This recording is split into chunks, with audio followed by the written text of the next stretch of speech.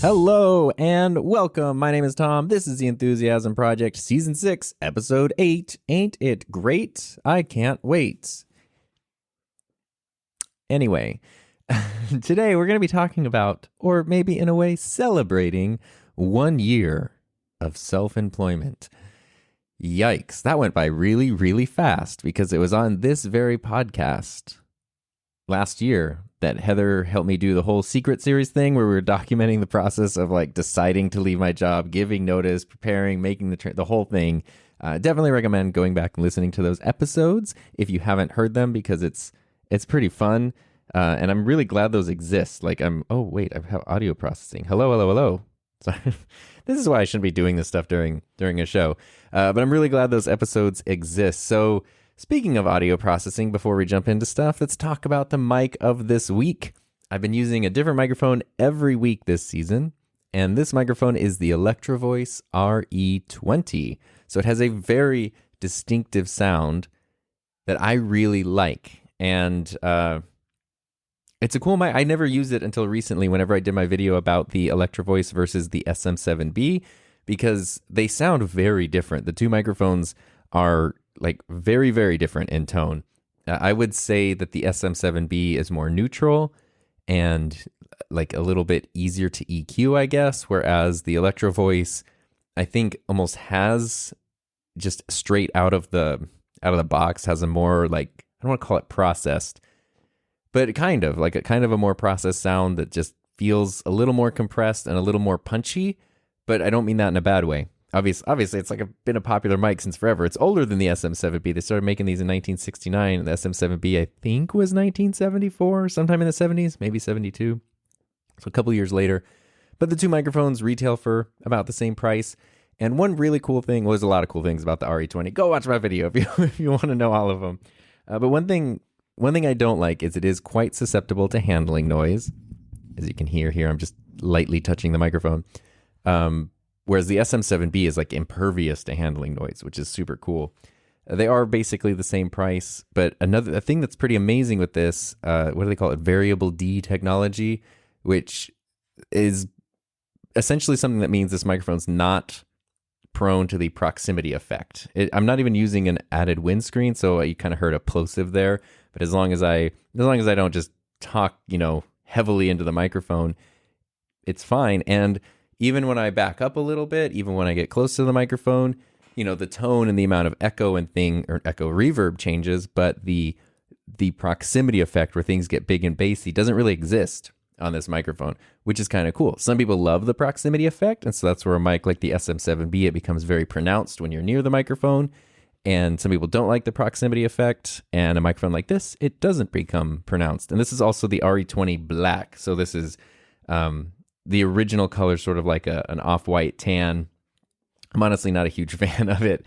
And this is the matte black version, which looks super cool, and I really like it. So that's the microphone that I'll be using today, all day today, running into the Rodecaster Pro with no effects, no processing, just straight into the Rodecaster. But of course, that's not the main thing we're here to talk about. We're here to talk about self-employment, the fun things. But I thought it would be a good idea because this past week, I celebrated my 1 year self-employee-versary. So if you weren't here for that, or you don't remember monumental milestones in my life calendar, how dare you? Just some quick background for you. March 19th, 2021 was the last day of my job, where I was a high school digital media teacher. I had taught digital media, or I taught high school for 11 years. I taught digital media for 9 of those years, 9.5-ish of those years. Before that, I taught English, and I also taught yearbook, and so there was some overlap and stuff like that. But I taught high school for 11 years. I taught at 2 different high schools during that time. And during the pandemic, I had wanted to, let's put it this way. When I started teaching, I thought it was a career where I would be there until retirement, because even in today's world, teaching is one of the few, at least teaching in public schools in America is one of the few things where you could potentially have a retirement. Might not be amazing. You're not going to be like living on the beach all day or anything, but you could potentially put in your 25 or 30 years to the system and then retire. So I started teaching when I was 24, And so what, 25 years? So by the time I'm 50, I could, in theory, retire, which wasn't a thing that was going to happen. That would have been 14 more years of teaching.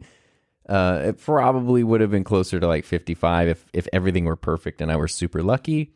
And then you do your own thing after that. And that's kind of what I thought my career was going to be. So I'm really the last person I would have expected to leave that and then become self-employed, especially become self-employed. I could kind of maybe imagine going to another job, but not.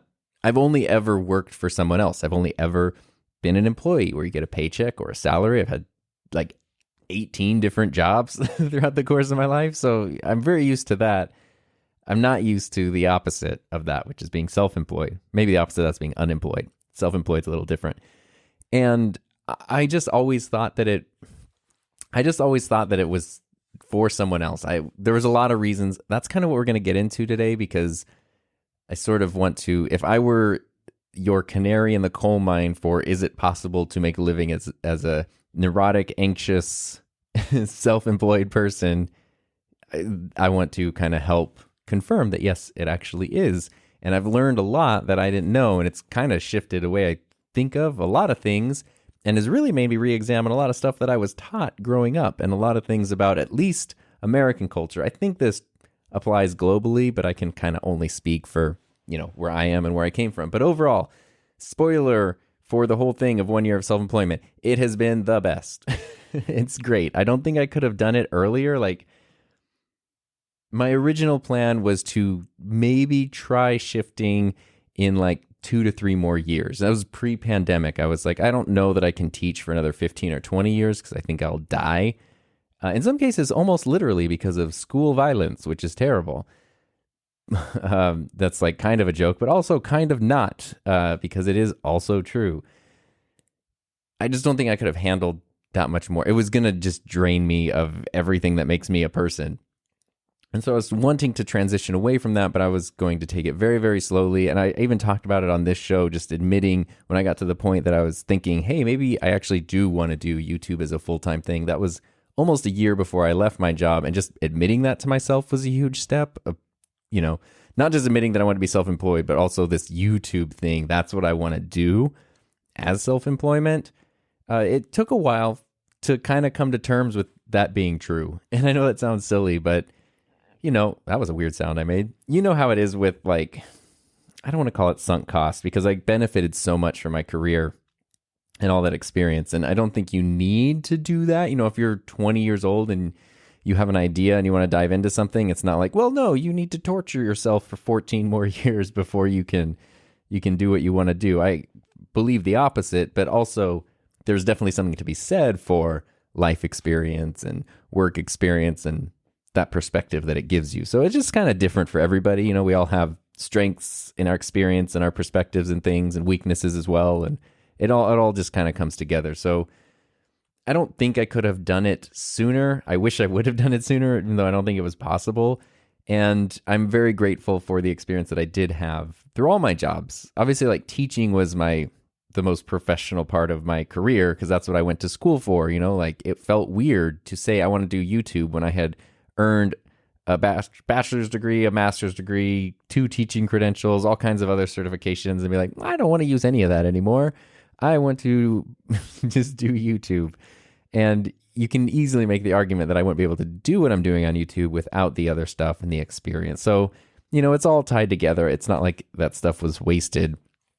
And we'll kind of, talk about that anyway. But the reason that the past year has been so amazing, not that every day has been perfect or there haven't been any challenges, but I'm 36, and for the first time in my life, I feel like I'm actually in control of my life.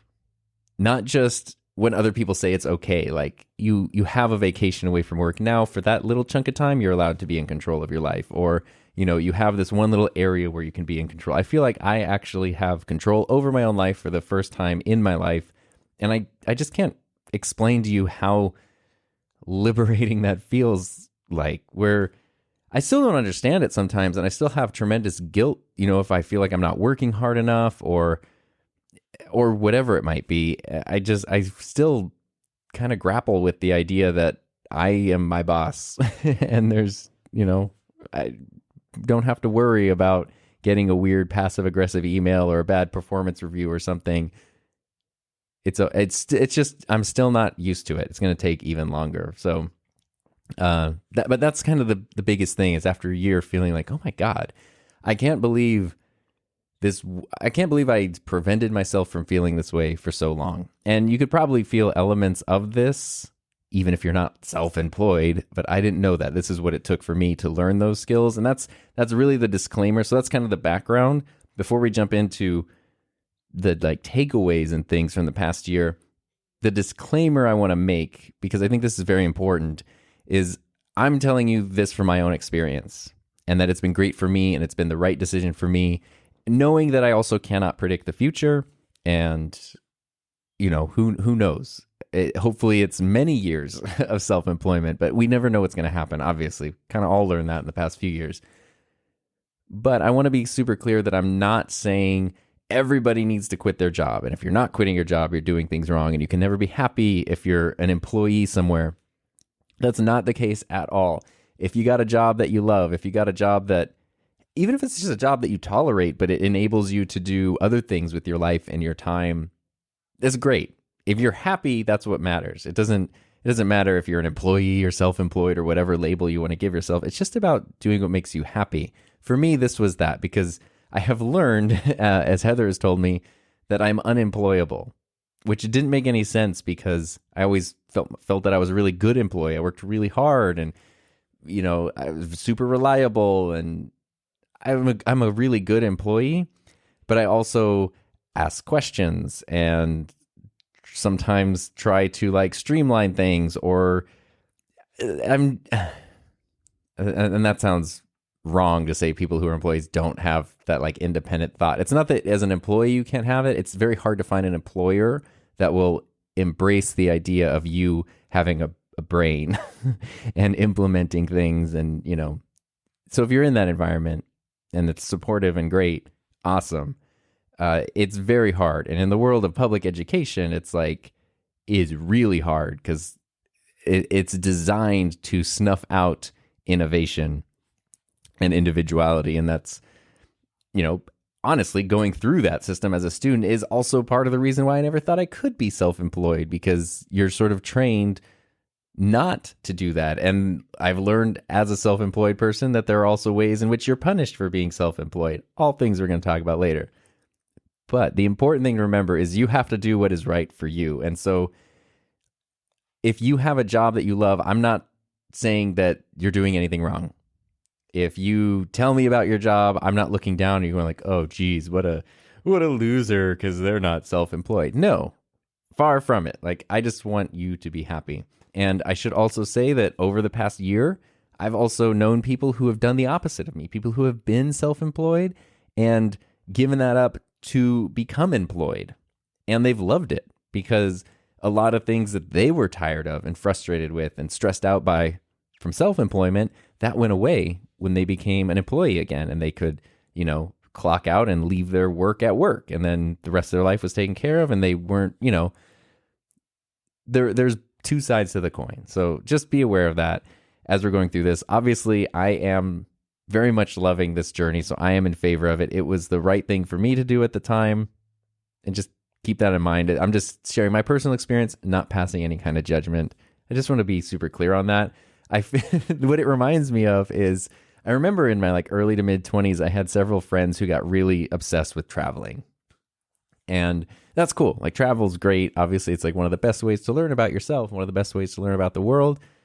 But I had several friends who got really into traveling to the point where we had to not be friends anymore, because when they weren't traveling and we would meet up and hang out or whatever, it was like they would judge me for not traveling. And I felt bad about myself for going to work, going to school, being excited about something that's happening.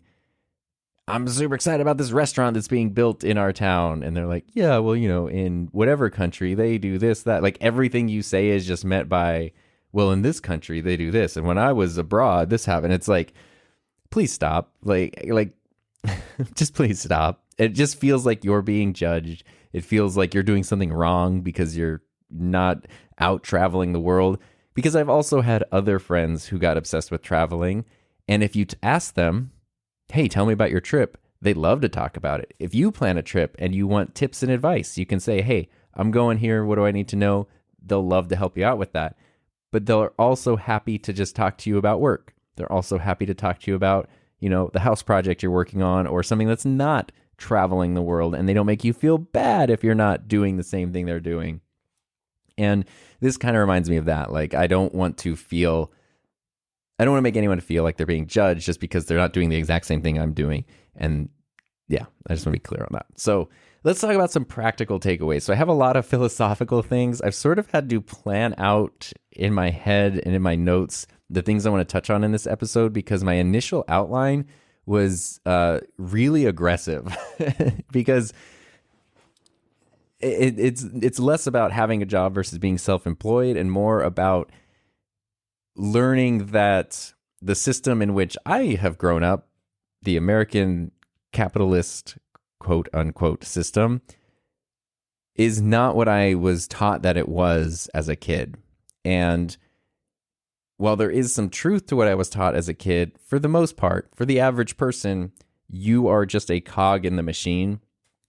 And you're just meant to be a cog in that machine until you are literally physically and mentally exhausted and useless to the machine. And then you get cast aside. And the system at large would prefer if once that happens, you just died and disappeared, because then you're not a burden on anything anymore. It's just you are a disposable resource to have all bits of value extracted from and then cast aside. And you don't really benefit a lot of times from what you're putting in, but other people benefit to like an outrageous degree.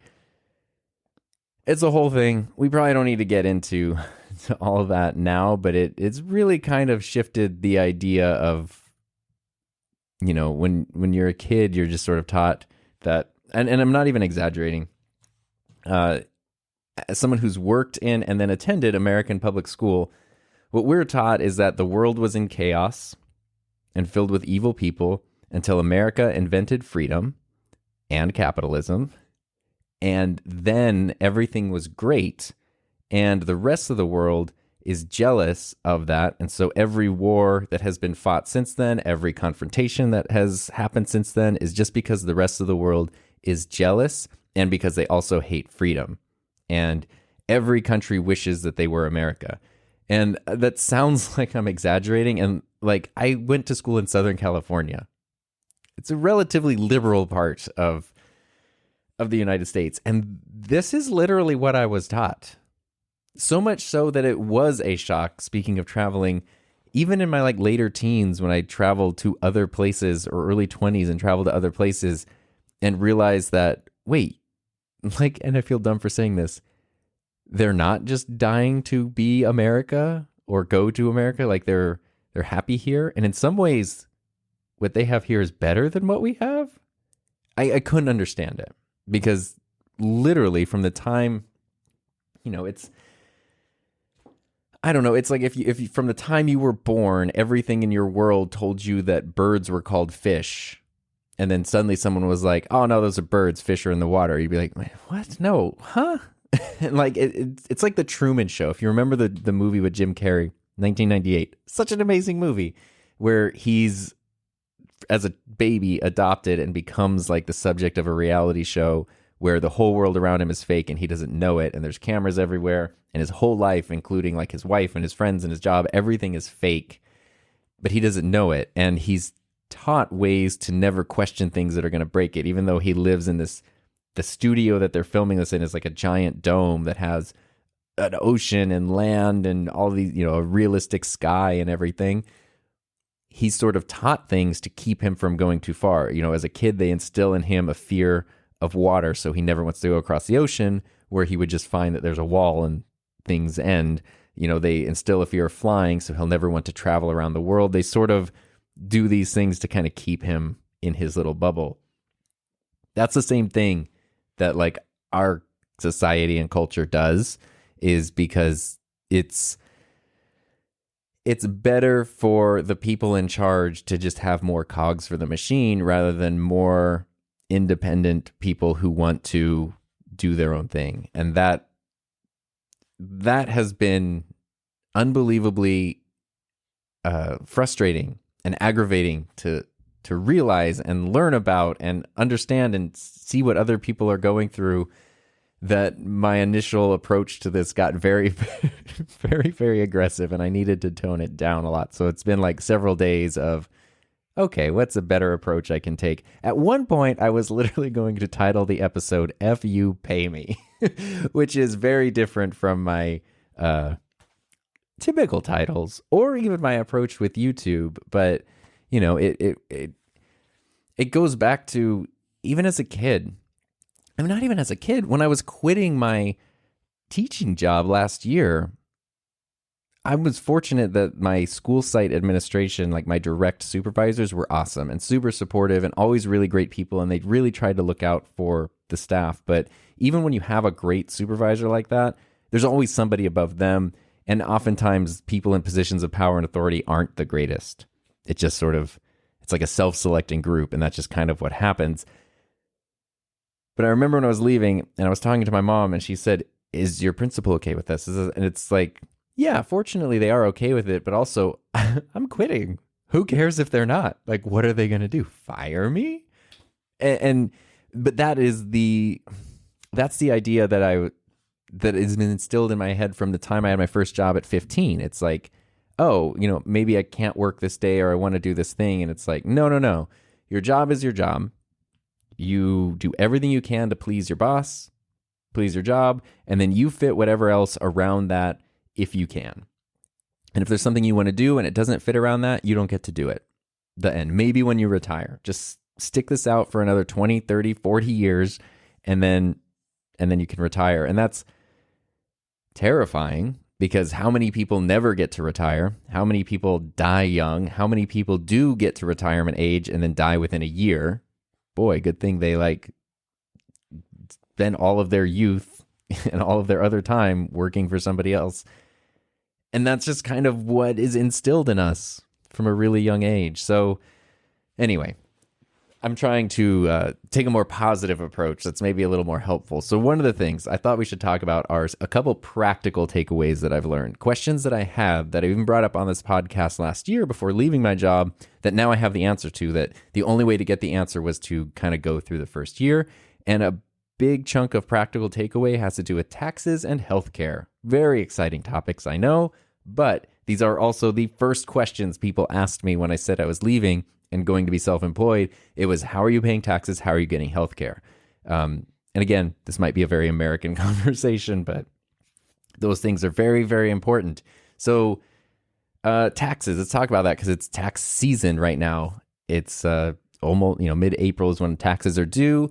And if you, let's just say this. When I started being self-employed, or actually when I started earning money on my channel, even before being self-employed, because it still affected taxes, I was just taking 50% of everything I made and putting that in a savings account to use to cover taxes. It doesn't mean that I was in like the 50% tax bracket. It's just, I'm bad at math, but I can divide by 2. And so that was the easiest thing for me to do. And that's what we've been doing. Both Heather and I have been doing for the past year. And it sucks when you get a paycheck or you get, here's an income stream. Great, it's good. Well, half of that's gone now. Okay, it's a bummer. And then you can pay your taxes quarterly, your federal taxes to the federal government. You can pay those quarterly. Actually, I shouldn't say you can. You need to pay those quarterly. You can either pay it all at once. So like we're about at the end of quarter 1 of 2022. We could estimate based on our income so far, we could estimate our income for the rest of the year and then pay all of that tax at once. Or we could every quarter kind of pay a smaller chunk. And the idea is that then when it's tax time, you don't have to pay a huge lump sum, which is good. But it also is it's not really optional. If you don't pay your quarterly taxes, you get penalized. So you have to pay your quarterly taxes. And of course, you get to use a really terrible website to do it. Yay. And there's all kinds of ways to estimate your quarterly taxes. Luckily, we have a good bookkeeper. So we just kind of send her, hey, this is what we made this quarter. What do we pay? And she tells us. But it's also not that hard because if you know what tax bracket you're in, you could just take that percentage. For example, we are in the 22% tax bracket. So technically, it's 22 cents of every dollar goes to taxes. So if we just take what we earned in a quarter, 22% of that, pay that in taxes. And that covers it. So why 50% then if we're only in the 22% tax bracket? Well, that's because other things happen. I mentioned earlier that you can kind of be punished for being self-employed, for not being a cog. You better believe that in the good old US of A, there's a self-employment tax. So you have to pay money to be self-employed so that you have the right to pay more money in taxes. You have to pay taxes so that you can pay your own taxes, essentially. And that sucks. So I forget exactly what the amount is, and I know that's bad, but it's several $1,000s per year for each of us, for Heather and myself. So that 50% helps cover some of that. There's also unforeseen things, like we didn't know what we were going to make last year. And so all year in 2021, based on kind of where we thought we were going to be, we fell into a lower tax bracket, into like the 13 or 15% tax bracket, something like that. And then when the year ended and we were doing our taxes for this year, we actually ended up having to pay more, even though we did all the quarterly things, because we ended up earning more, which bumped us into a higher tax bracket, and we had to cover the difference. Fortunately, it wasn't really an issue because the money and the savings covered that. And then there's also just weird stuff that happens, like it's kind of nice. I guess that 50% also does help cover our health insurance. It's also kind of an emergency fund from time to time. If something happens, we do need to go, get some health care or something that is insanely expensive. We kind of have the money to cover it. So that 50% is more than enough to cover taxes. It also covers things like the business licenses and LLC incorporation registration and all that sort of stuff. And there's also state taxes. So in the United States, most states, you also have to pay a state income tax on top of the federal income tax. The state tax is usually less, but it can still be pretty high. California is definitely a high tax state. Some states like Nevada, there's no income tax. So it varies a lot. And so do other things. Like in California, this sounds like the I Hate California podcast, which is not true at all. It's a great state, but it's also expensive. Our LLC costs us $800 a year.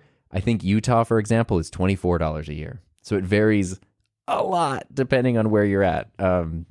It just is what it is. So taking that 50% of everything we make, throwing it in a separate account, all of that kind of covers all of those things. And then we know that the leftover money is available. That can be used for our personal bills. That can be used for, equipment and other expenses. That can also be used for this thing called fun and leisure, entertainment, that kind of stuff. But that's what I started doing, was setting aside 50%. And last year when we were talking about this, it was kind of like, that's what I'm going to keep doing, and we'll see what happens. Now that it has been a year and we've done the whole thing, it was a good move, because it's a little more, it's definitely more than we need to be setting aside, but that's a good thing, not a bad thing, ultimately. And that ties into healthcare, because that's the other question, is how are you going to get healthcare? And we just had to pay for it ourselves. And you have a few options. You can try to figure it out on your own. We just went through like a local insurance agent and said, hey, we need healthcare. What are our options? And he sort of gave us some. I had good healthcare through the school district. So it was, I think it was like $200 a month, covered Heather and myself. And it was a PPO, which means it's a preferred provider or something. So you can choose where you want to go and make your own appointments and choose your own doctors. A cheaper option would be an HMO, where it's not that the doctors are bad or anything, but you don't have any choice over it. And I've had HMOs in the past, and I have found them to be time-consuming and dangerous, so I don't want them. And what I mean by that is, when you have an HMO, you could literally sometimes, like the school district had HMO plans that were free, like $0 extra out of your paycheck. But if you get sick, you have to go to your main doctor first, no matter what. And then they refer you to a specialist, which doesn't sound like a big deal, but the HMO less expensive plans are also very crowded health plans. So sometimes it can be hard to make appointments depending on where you live, and of course, 1,000 other variables. But that means that if you have a foot problem and you need to go see a foot doctor, you can't just call the foot doctor. You can't do that. You have to call your main doctor, get an appointment. Maybe that'll be tomorrow. Maybe that'll be 3 weeks from now. Never know. Go to that appointment, say, hey, my foot hurts. And they'll say, oh, you should see a foot doctor. You're like, yeah, I know. And then they refer you to a foot doctor. They might give you an option or two to choose from, but it's going to be kind of like, you go to this doctor. And then guess what? You got to make an appointment there. It might be tomorrow. It might be 3 more weeks. And then you go see the foot doctor. And if something else, if the foot doctor's like, well, I know you came here because it's a foot problem, the foot doctor, but the foot problem is actually related to your back. So you should go see a back doctor. You have to go back to your main doctor and get another. The reason that's frustrating, that's pretty obvious why that's frustrating. And God forbid you have a family. What if you're covered 4 people and each of you has to do this every time something goes wrong? You can see how that quickly becomes a nightmare, even though it's more affordable. With a PPO, it's more expensive, but you can say, man, my foot's messed up. I should call the foot doctor. And then you call the doctor and they just schedule you in. And you get to pick your doctor too. So you can like find the closest one, the one that specializes in what you need, one that you has a funny name or whatever, like whatever you want to choose your doctor by, you can choose and go from there. And it's sometimes you get appointments sooner, sometimes you don't. I have found that by doing that directly, it's easier to get appointments faster. So that's a big reason why we wanted the more expensive health insurance. But also, I talked about dangerous. When I was in my early 20s, I had a hernia, which luckily wasn't really dangerous. Had it gone untreated, it could have become dangerous. But I had this problem for like a year or more, maybe a year and a half. And I was thinking like, this really, based on symptoms I've heard and read, this really seems like a hernia, but I don't know. It just also kind of feels like I keep pulling the same muscle over and over again for some reason, even though I'm not doing any different activity. And I would go to the doctor because you can also go to urgent care. Like something's wrong, you just go to an urgent care, which is like a cheap emergency room with less resources, fewer resources. You can do that. And so it's either like go see my main doctor, go see the urgent care thing. I did that several times, both of those. And both of them were always just like, oh, you pulled a muscle. Here's some Tylenol, rest it. Okay. It happens again. Finally, I'm in excruciating pain. I'm like, I think this is a hernia. So I'd go through a whole process till I could finally go to a specialist, went to a specialist. And I'm not kidding when I say within 12 seconds, he was like, oh yeah, you got a hernia right here. We need to do surgery. That's literally the only way to fix it. Okay. And then I had to have surgery and it got fixed. But I spent a year and a half trying to get this thing diagnosed because I couldn't go to the specialist until finally I like overrode what the doctor was saying and said, I think this is what this is. Can I please get a referral to this specialist? And they begrudgingly gave me one. And it literally took 12 seconds or less for him to diagnose it. That's frustrating. The other example is that once I broke my wrist at Disneyland, as you do, I broke my wrist, needed to get it taken care of, but it took me 2 months before I could actually see a specialist to get it taken care of. So you know what my wrist did in the meantime? Healed on its own, which was great. It was great. It wasn't a severe break or anything, but it was one of the round bones that's in your wrist, like kind of the joint, the big round bone that's there. I cracked that.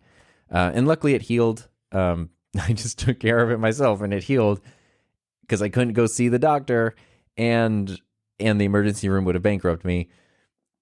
By the time I saw the specialist 2 months later, he was like, oh, everyth's healed up. This looks great. And I was like, cool, that's awesome. He's like, it's really good that it healed up good. It's really good that it healed up well, because if that bone didn't heal well, it could have, what did he say? It could have damaged your wrist or like impeded your movement and your motion of your wrist for the rest of your life. I was like, great. I'm happy that things worked out well, but it would have really sucked if they didn't. And the only reason they didn't was because I had to wait 2 months to see a doctor for an injury that tends to heal in 2 months. Anyway, after that, I was like, I'm doing preferred provider forever. So our health insurance, school district was paying $200 a month for that. We're now paying $1,100 a month for a PPO for basically the same healthcare plan. And then also dental. We don't have vision because it's just for where we're at and what we need right now. It's just cheaper to just pay out of pocket for vision. So we get dental and healthcare. It's about $1,100 a month, which is a lot more than $200 a month. But fortunately, one of the benefits of being employed as a teacher was I always knew what my paycheck was going to be every month. It was never going to dip under something, so there was a safety net. But there was also a ceiling where it would never be over anything no matter what. And this year would have been the year that I kind of maxed out my salary schedule. So after this year, I would have never made more money ever. There was just a ceiling. So fortunately, we can be in a position where we are able to earn more money, and that covers that cost. And again, taking the 50% for taxes and putting it towards that, it ends up being okay, but it's expensive if you want the good healthcare. And that's just kind of the way it is. And that's a bummer. So those are sort of, I guess, maybe the most practical takeaways that I can share with you are the taxes, save 50% of your income for taxes. And if you're in the United States, reach out to an insurance broker and try to get the best healthcare you can. They'll give you a whole bunch of options, different prices, and you just choose the one that you want based on your specific needs and how many people you need covered and all that. But now we can kind of move into maybe some more philosophical takeaways, which are probably applicable whether or not you're self-employed or want to be or whatever. But the biggest thing that I learned that I want to impart is that it's actually possible to work for yourself. Again, growing up, I didn't think that it was. Or if anything, I thought it was for other people, but a lot of times I thought it was kind of unless you're this elite person who has some kind of connections and tons of capital and you're already a millionaire or a billionaire.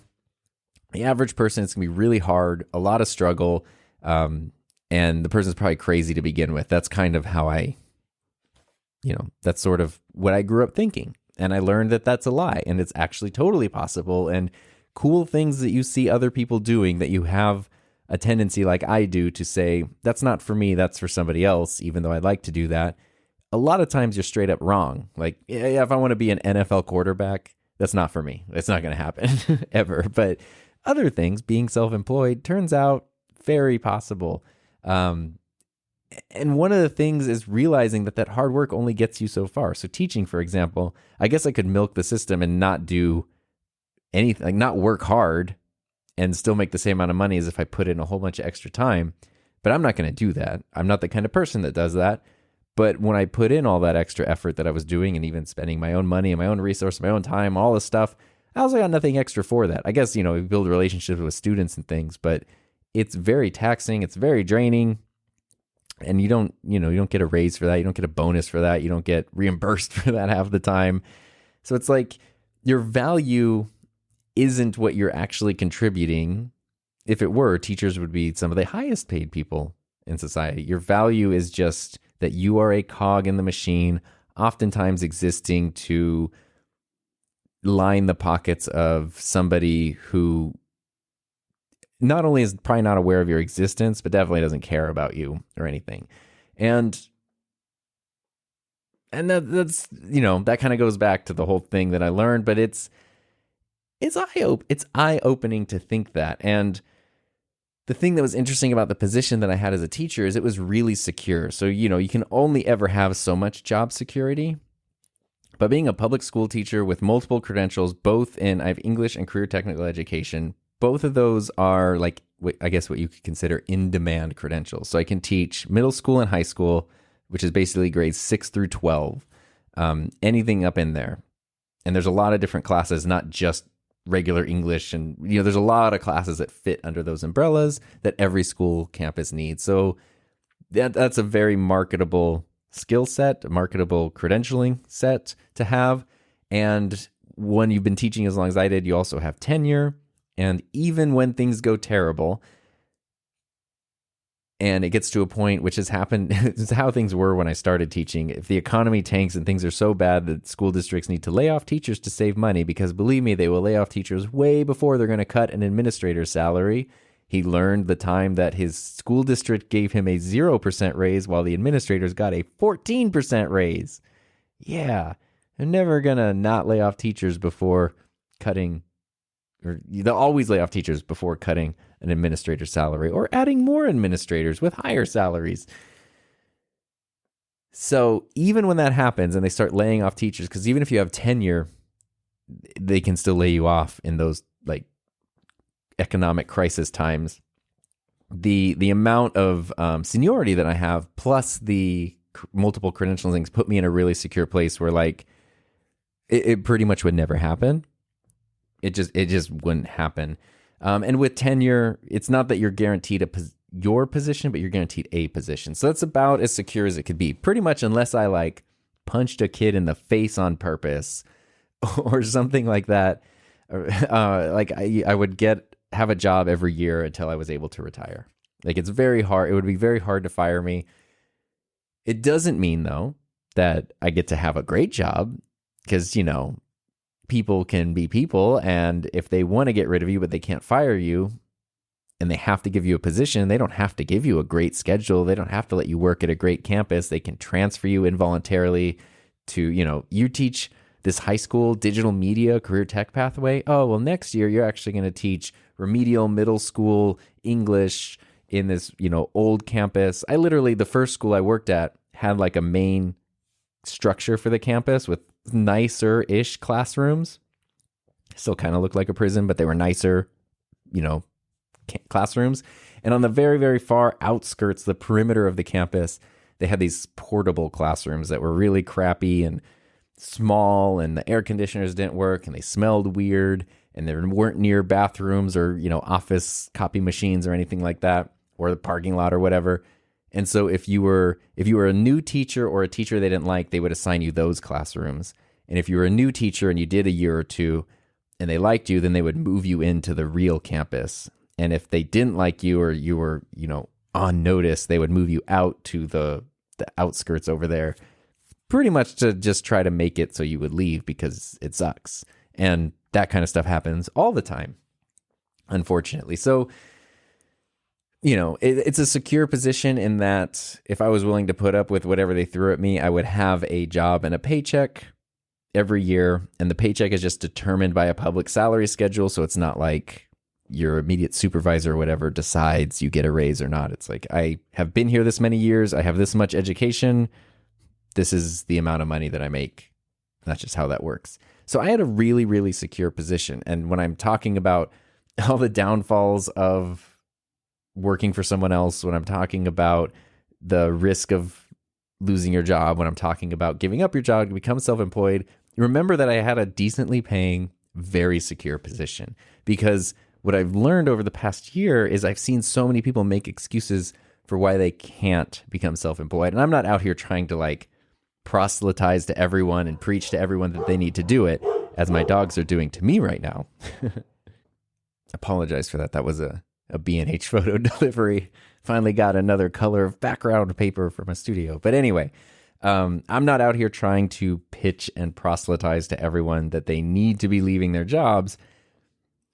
And some of these aren't even people it's like I've been observing conversations or kind of eavesdropping, or even just listening to other people that I don't know directly, like on podcasts and streams and such, where they're telling me, or they're telling other people, sometimes it's direct, sometimes it's not, that they would like to do it full time, but they don't really want to because, they don't want to put that pressure on themselves, and they have, it's so risky, and there's so much insecurity in the world of self-employment, which is true, which is very true, which is why I wanted to be making more on my own than I was as a salaried person, so that I could save more for potential future downfalls. But even in my super secure position, I was always really just one administrative decision, one legislative decision, one economic crisis away from being pushed out or put in a terrible position. And if they really wanted to, even though it's hard to lay off a senior tenured teacher, we all know that all it takes is some senator to propose a bill that's the Education Reform Economic Recovery Act for the kids, or whatever stupid name they give it. And then that bill passes, and it's turns out, school district can totally, get rid of tenured teachers for economic reasons or something. That's all that it takes, and things disappear. So even my super secure position was always just one jerk's decision away from not being there anymore. And I don't know of many people who have more of a secure position than I did. So when I hear other people say, no, I can't give up my secure job for this, it's I'm hearing fear, I'm hearing anxiety, I understand that, but I'm also just hearing excuses. And when it comes to YouTube specifically, because I'm thinking of a lot of people who have successful YouTube channels and are still working, and I know of people who have YouTube and work and love it. They love their job, they love their channel, they're happy. But I know of other people who it's like I can see the trepidation and the fear, but they have channels of like 300,000 or 400,000 or more, some even upwards of 1 million subscribers. And they're still like, I don't think I could do this full time. It's like you can't, there's no direct correlation between like number of subscribers or whatever and how much money a person makes. But I can tell you, I went full time with under 60,000 subscribers. And if somebody has several hundreds of thousands and they're real, it's like a real channel and just buy views or something, there's enough there. Unless their job is paying them $500,000 a year or something, there's enough there to go full time. And if you have a job that's paying you $500,000 a year, then I get maybe that's why you don't want to leave. If somebody has a 7-figure channel, unless they're doing things just wrong, they should be making a ton more than most positions would be. Like, they could potentially be making 7 figures. So it's just fear and excuses. And I do get the part where it's also, you don't want to turn your passion into your job because then you risk killing your passion for the thing that you love. And that's very real and that's very personal. And everybody has to make that own decision for themselves. I definitely understand that. One of the biggest challenges, I wouldn't say that's something that I've dealt with because I just love what I do. But one of the biggest challenges I've had is learning how to disconnect. There is no work schedule. It's great that, I can not have to set an alarm clock. I haven't set an alarm clock in a year. That's amazing because prior to that, most days of my life, literally on planet Earth, were started with an alarm clock. So to not set one for a year is kind of a miracle. And that's great. And if there's a day where you feel terrible, you can just say like, I need to just not do anything today. And you don't have to like call in or get a sub or make plans or explain anything. But the flip side of that is there's also no real clear boundary. And it's very easy to like, I'll just do a little bit of work today. I'll just work on this today, especially when you like what you're doing. It's like, well, this is fun. Like, I want to film a video. I want to work with a camera. I want to figure out how something works. But then you realize I haven't actually taken a day off in 5 months.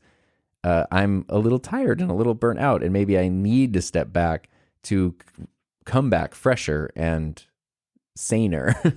So that's definitely been a challenge. And I fully understand when people have that. Like, I'd love to do this full time, but I don't want to ruin the passion that I have for the thing. I think that's a very real concern and a very valid concern. But a lot of it is also just excuses. It's so crazy.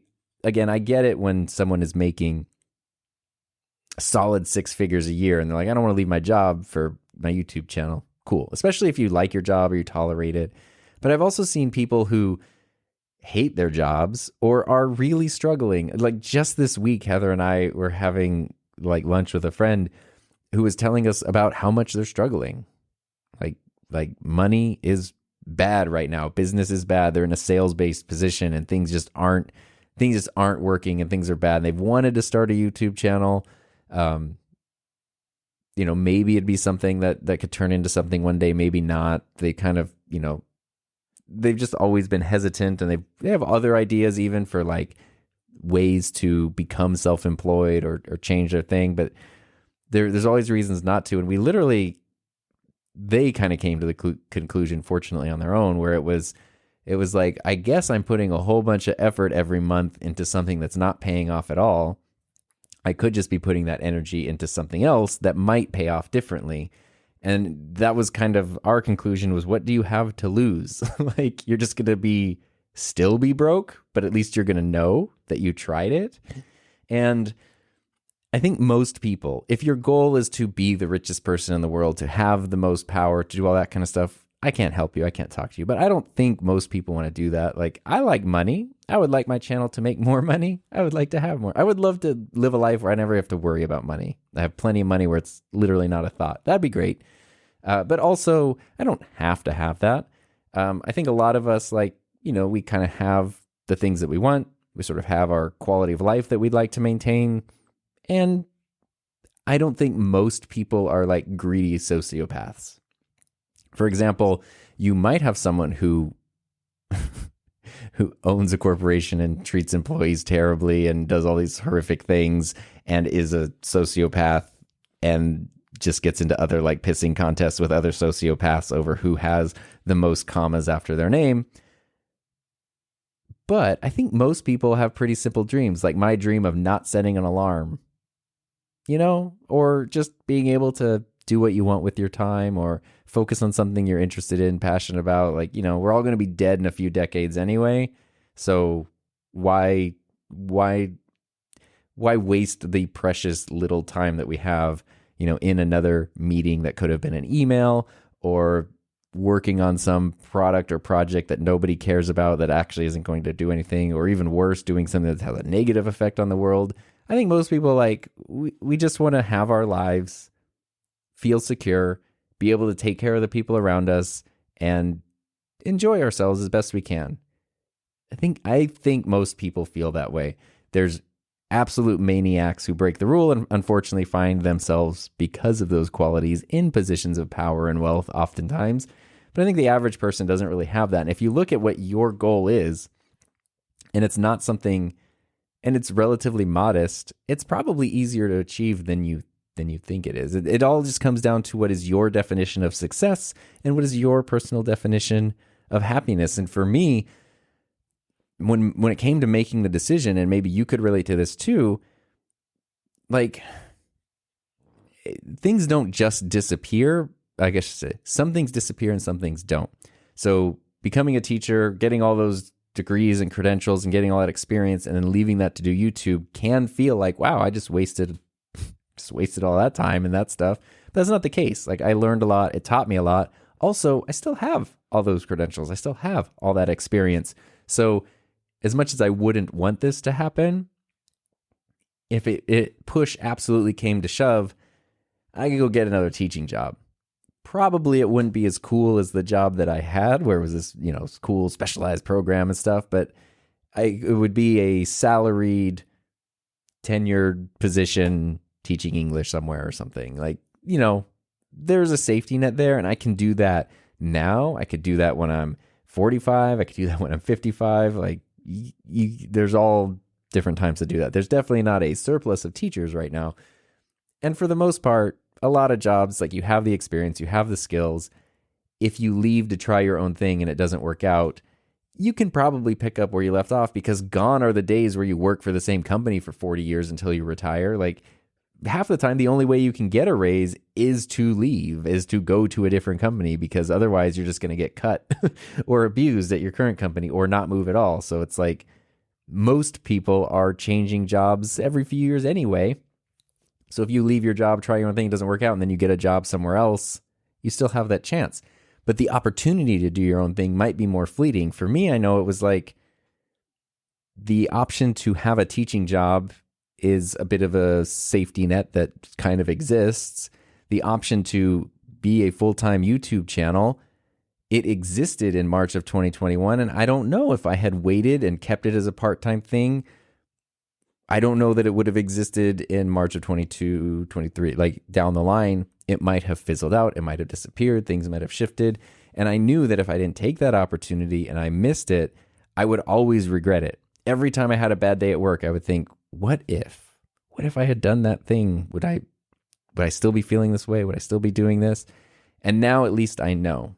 And I think that that's really important, because you can fix a lot of things in life, but you just can't fix regret.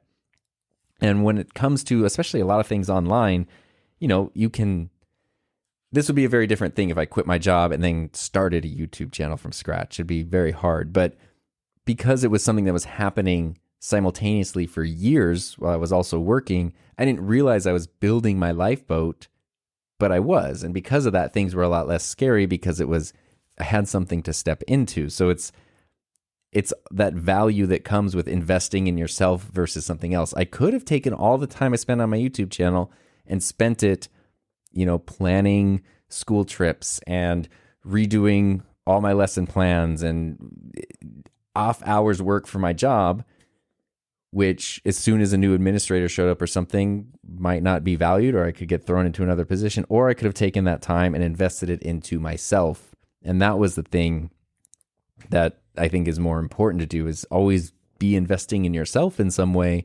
And a lot of times you don't even realize it, but you are building your lifeboat. And when something happens, that might be the thing that saves your life. So, and of course, a lot of it also depends on the stage that you're at in life. If you're 18, you probably have a lot less responsibility. You probably also are a lot more flexible. If you say, okay, I'm going to be self-employed and do my own thing, and somebody says, okay, you can sleep on my couch for 2 months while you get things settled, cool.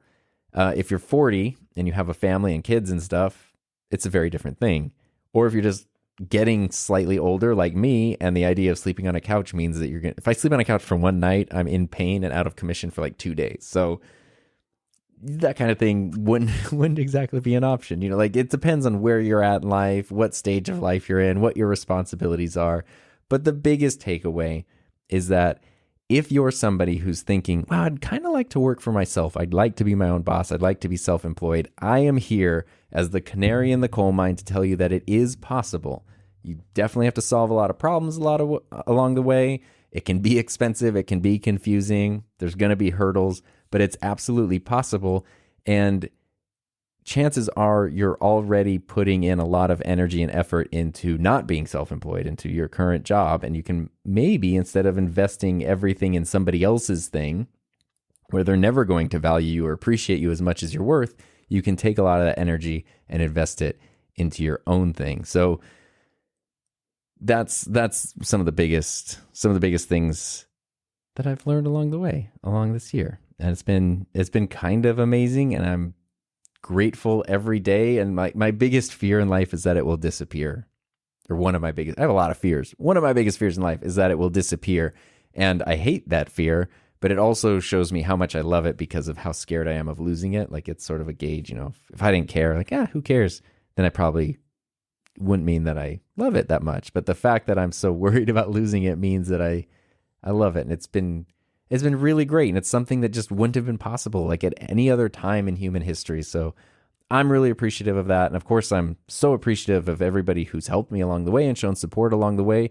There are a lot of people here listening to this podcast who, when I was first having the thought, I remember people would send me messages, or it would be in chats, or I remember even Clubhouse way back in the day, people sort of helping me to feel more comfortable with it and pushing me to do that. And maybe just something from my journey or something I've said might be helpful or comforting or a push for somebody else to do that too, because your life is very short. You don't have a lot of it. And no matter how long it is, it's not long enough. That's what she said. And in your life, I mean. And now I've lost my train of thought. But anyway, no matter how much time you have on Earth, it's just not going to be enough. And if there's anything you can do to sort of maximize the amount of that time that you get to be in control of, for me, that's my definition of success, is being in control of your time. That has not necessarily much to do with money or income. They can be linked, of course, because money can buy time. But for me, that's a huge definition of success. And the more that you can do to put yourself in control of your time, I think is something that you'll never regret. And regret is something that you can never fix. So thank you so much for listening today. I appreciate that. If you have thoughts, if you have any kind of feedback, input that you want to share on today's episode, feel free to send a message to tom@enthusiasmproject.com. That can be text, voice, or video, and I'll include it in a future episode. We do only have 2 more episodes of season 6, and then we are wrapping up season 6. So thanks again for listening. I very much appreciate you giving me the gift of your time, and I hope you have a safe, happy, healthy rest of your week, and I will see you next time.